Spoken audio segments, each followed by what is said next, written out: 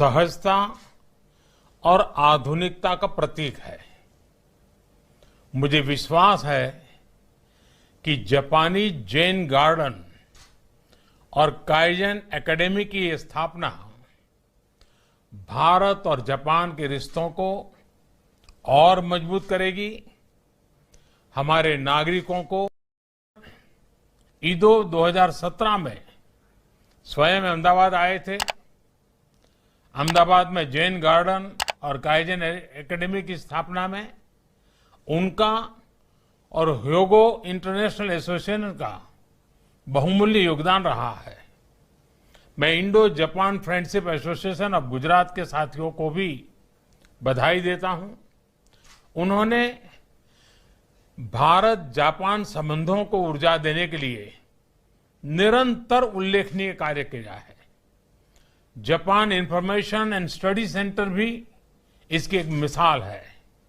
साथियों, भारत और जापान जितना बाहरी प्रगति और उन्नति के लिए समर्पित रहे हैं, उतना ही आंतरिक शांति और प्रगति को भी हमने महत्व दिया है। जापानी जैन गार्डन शांति की इसी खोज की, इसी सादगी की एक सुंदर अभिव्यक्ति है। भारत के लोगों ने सदियों से जिस शांति, सहजता और सरलता को योग और अध्यात्म के जरिए सीखा समझा है, उसी की एक झलक उन्हें यहां दिखेगी। और वैसे भी जापान में जो जैन है, वही तो भारत में ध्यान है। बुद्ध ने यही ध्यान, यही बुद्धत्व संसार को दिया था। और जहां तक काइजन की संकल्पना है, ये वर्तमान में हमारे इरादों को मजबूती की, निरंतर आगे बढ़ने की हमारी इच्छा शक्ति का एक जीता जागता सबूत है। आप में से बहुत से लोग जानते हैं कि काइजन का लिटरल मीनिंग होता है इंप्रूवमेंट, लेकिन इसका आंतरिक अर्थ और भी ज्यादा व्यापक है। ये सिर्फ इंप्रूवमेंट नहीं, कंटिन्यूअस इंप्रूवमेंट पर बल देता है। साथियों, जब मैं मुख्यमंत्री बना तो उसके कुछ समय बाद काइजन को लेकर गुजरात में पहली बार गंभीर प्रयास शुरू हुए थे। हमने काइजन का बाकायदा अध्ययन करवाया था, उसे लागू करवाया था। और 2004 का समय था जब पहली बार एडमिनिस्ट्रेटिव ट्रेनिंग के दौरान काइजन पर इतना जोर दिया गया था। फिर अगले साल 2005 में गुजरात के टॉप सिविल सर्वेंट्स के साथ चिंतन शिविर हुआ, तो सभी को हमने काइजन की ट्रेनिंग दी। फिर हम इसे गुजरात की शिक्षा व्यवस्था तक ले गए, अनेक सरकारी कार्यालयों तक ले गए। जिस कंटिन्यूअस इंप्रूवमेंट की बात मैं यहां कह रहा था, वो भी लगातार जारी रहा। हमने सरकारी दफ्तरों से ट्रक भर भर के बेवजह का सामान बाहर किया, प्रक्रियाओं में सुधार किया, उन्हें और आसान बनाया। इसी तरह हेल्थ डिपार्टमेंट में भी काइजन की प्रेरणा से बहुत बड़े बड़े सुधार किए गए। हजारों डॉक्टरों, नर्सों, हॉस्पिटल स्टाफ को इस काइजन के मॉडल की ट्रेनिंग दी गई। हमने अलग अलग डिपार्टमेंट में फिजिकल वर्कशॉप पर काम किया, प्रोसेस पर काम किया, लोगों को एंगेज किया, उन्हें इससे जोड़ा। इन सबका बहुत बड़ा सकारात्मक प्रभाव गवर्नेंस पर पड़ा। साथियों, हम सब जानते हैं कि प्रगति के अंदर गवर्नेंस बहुत महत्वपूर्ण होता है। चाहे व्यक्ति के विकास की बात हो, संस्था का विकास हो, समाज या देश का विकास हो, गवर्नेंस बहुत इंपॉर्टेंट फैक्टर है। और इसलिए मैं जब गुजरात से यहां दिल्ली आया तो काइजेन से मिले अनुभवों को भी अपने साथ लाया। हमने पीएमओ और केंद्र सरकार के अन्य डिपार्टमेंट्स में इसका प्रारंभ भी किया। इस वजह से कितने ही प्रोसेस और आसान बने। ऑफिस में बहुत सारी जगह को हमने ऑप्टिमाइज किया। आज भी केंद्र सरकार के कई नए विभागों में, संस्थाओं में, योजनाओं में काइजेन को अपनाया जा रहा है। साथियों, इस कार्यक्रम से जुड़े जापान के हमारे अतिथि जानते हैं कि मेरा व्यक्तिगत तौर पर जापान के साथ कितना जुड़ाव रहा है। जापान के लोगों का स्नेह, जापान के लोगों की कार्यशैली, उनका कौशल, उनका अनुशासन हमेशा से प्रभावित करने वाला रहा है। और इसलिए मैंने जब भी कहा है कि I wanted to create mini Japan in Gujarat, तो उसके पीछे मुख्य भाव रहा है कि जब भी जापान के लोग गुजरात आए तो उन्हें वैसी ही गर्मजोशी दिखे, वैसा ही अपनापन मिले। मुझे याद है वाइब्रेंट गुजरात समिट के प्रारंभ से ही जापान एक पार्टनर कंट्री के तौर पर इससे जुड़ गया था। आज भी वाइब्रेंट गुजरात समिट में सबसे बड़े जो डेलीगेशन आते हैं उसमें एक जापान का ही होता है। और जापान ने गुजरात की धरती पर यहां के लोगों के सामर्थ्य पर जो विश्वास जताया है, यह देखकर हम सबको संतोष होता है। जापान की एक से बढ़कर एक कंपनियां आज गुजरात में काम कर रही है। मुझे बताया गया है कि इनकी संख्या करीब करीब 135 से भी ज्यादा है। ऑटोमोबाइल से लेकर बैंकिंग तक, कंस्ट्रक्शन से लेकर फार्मा तक, हर सेक्टर की जापानी कंपनी ने गुजरात में अपना बेस बनाया हुआ है।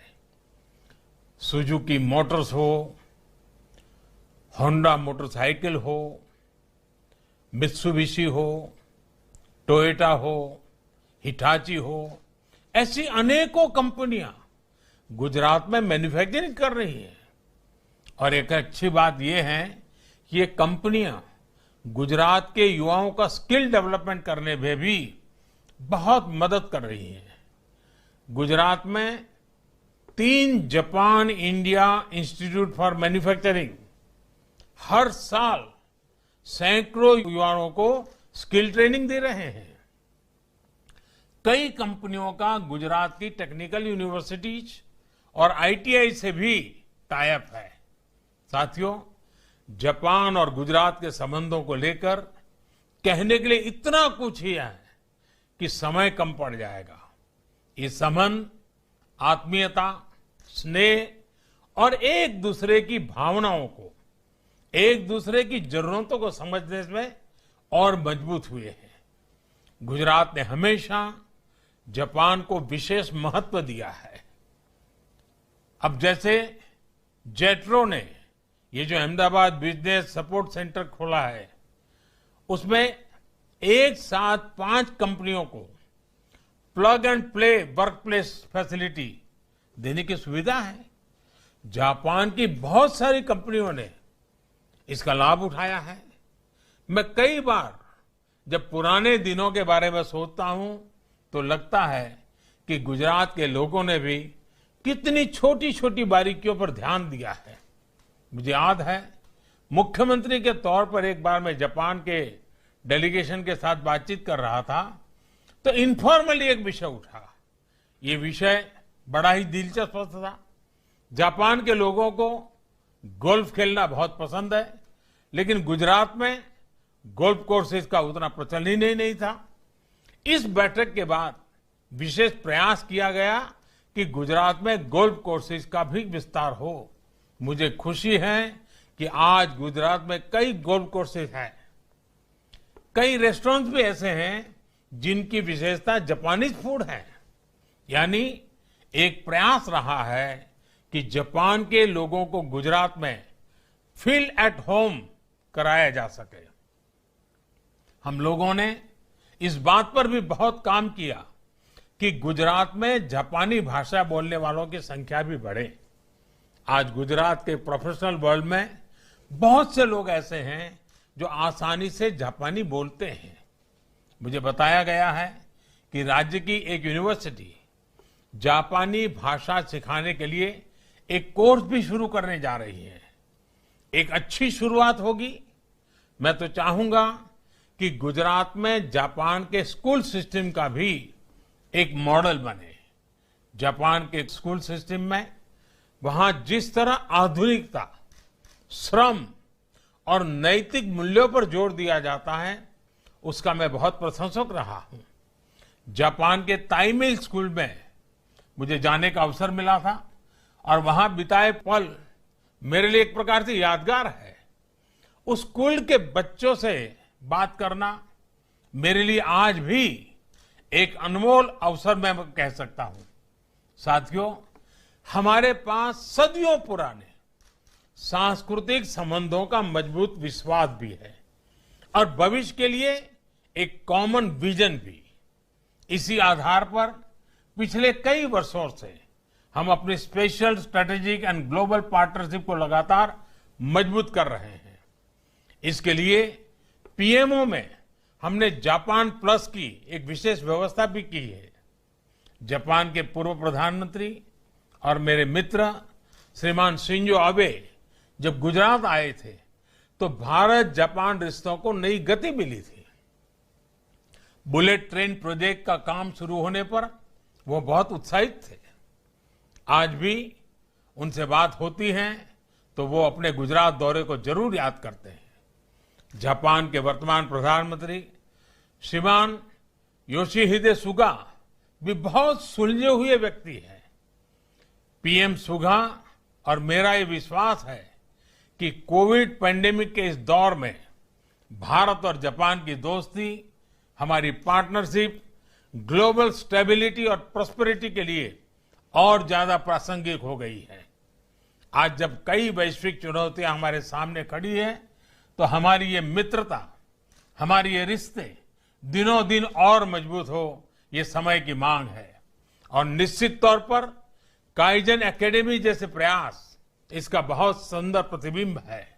मैं चाहूंगा कि काइजन एकेडमी जापान के वर्क कल्चर का भारत में प्रचार प्रसार करे, जापान और भारत के बीच बिजनेस इंटरेक्शन बढ़ाए। इस दिशा में पहले से जो प्रयास चल रहे हैं, हमें उन्हें भी नई ऊर्जा देनी है। जैसे गुजरात यूनिवर्सिटी और ओसाका के ओतेमोन गाकुइन यूनिवर्सिटी के बीच Indo Japan students exchange program है। ये प्रोग्राम 5 दशकों से हमारी रिश्तों की मजबूती दे रहा है। इसका और विस्तार किया जा सकता है। दोनों देशों के और संस्थानों के बीच में भी इस तरह की पार्टनरशिप की जा सकती है। मुझे विश्वास है हमारी ये प्रयास इसी तरह निरंतरता से आगे बढ़ेंगे और भारत जापान मिलकर विकास की नई ऊंचाइयां हासिल करेंगे। मैं आज इस कार्यक्रम के माध्यम से जापान को, जापान के लोगों को टोक्यो ओलंपिक के आयोजन के लिए भी बहुत बहुत शुभकामनाएं देता हूं। आप सभी का बहुत बहुत धन्यवाद।